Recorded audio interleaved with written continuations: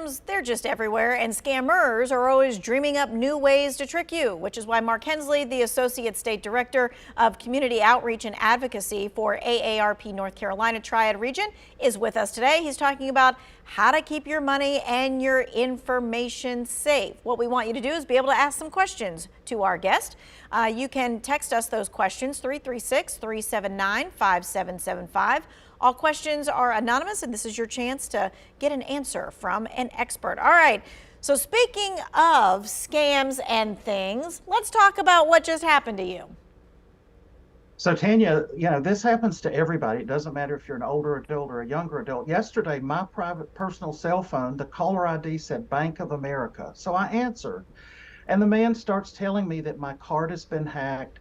There are charges. Do I have the card? Yes, I have the card. Well, the first four numbers are 5529. Yes. Okay, read the rest of those numbers to me. And I stopped for a second. I said, you should have that information. Oh, I know, but I just need to verify the card. I also need the security code on the back to verify that this is your card.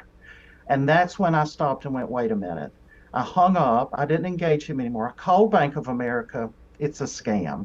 Somehow scammers are finding ways to create fake phone accounts that come up on your caller ID as your bank. Now, how they knew that was my card with the first four digits, it's probably because I did a recent transaction online. And that's what we're going to talk about today, is protecting yourself online. Okay, and this is one of many kind of like virtual or online classes that AARP offers. Anytime you go on their website, there's a whole bunch of different kinds of virtual classes you can take. Right, and we partner with the Federal Trade Commission. Everything I want to share with you today comes directly from the Federal Trade Commission, but also AARP upholds this information to educate our members and the general public about the dangers of not securing your devices. Okay, all right, so let's talk about this. Let's talk about first and foremost, the basic thing. How do we secure our devices? So first of all, you want to make sure that whatever device you have, whether it's an iPhone, a tablet, a PC, you need to always keep your security software, your internet browser, and your operating system up to date. And that's the first thing. Criminals are looking for weaknesses and ways to exploit by attacking your personal device. Those security updates are actually increasing security, and you need to take advantage of them. If you don't know what that means, you should contact the provider of your software on your operating device and ask them how to go in and do those updates. But most devices give you a message, a warning on your phone or on your PC. Be sure that you follow the manufacturer's directions completely and as quickly as possible. All right, and I saw the first thing on there, was use a strong password. It's probably not going to be password 123456.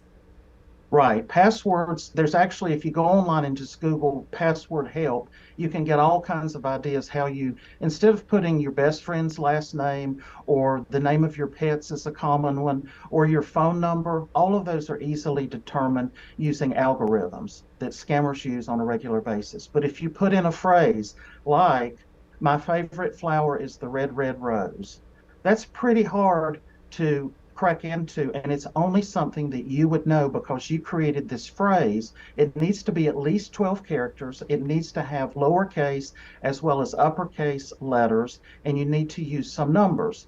So instead of GREAT for great, you can put G and the number 8 for great. Gotcha. Yeah. I thought the other cool tidbit that I heard from someone is, Americans always start their sentence or their password with a capital letter. So put your capital letter somewhere else. And that is helpful as well. Okay. Let's talk about that multi-factor authentication. A lot of people say this is just a pain in my neck. I don't want to have to go through all the steps, but it's necessary. Absolutely. So multi-factor authentication requires an additional step. So think about your phone. You either use your face to unlock it or you have a passcode. I recommend you use the longer passcode.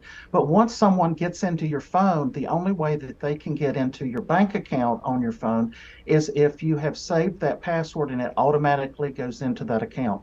Double factor authentication means that you have another lock that has to be unlocked that only you have the information to get into sensitive information like your bank or other personal information. So when that option is available to you, take advantage of multi-factor authorization into your device. Gotcha. Okay. And then let's talk about security questions, because, this kind of makes me laugh all the time, because sometimes your security questions end up being a Facebook poll or something like that.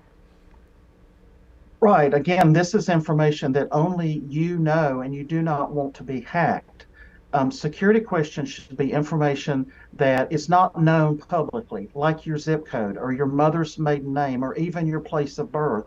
Have you stopped and Googled your name to see what information is out there about you? So you only want, for example, the color of your first car. That's not public information. You can put random answers in and make it more difficult, but remember, you will have to at some point be able to answer that question. So the mascot for your high school at the time or your favorite subject you studied in school. Okay, this is good to know. All right. And so what we're going to talk about is how do we safely share files? How do you protect your home network? Those kinds of things. And we're taking your questions when we come back. 336-379-5775. We'll see you in a few minutes.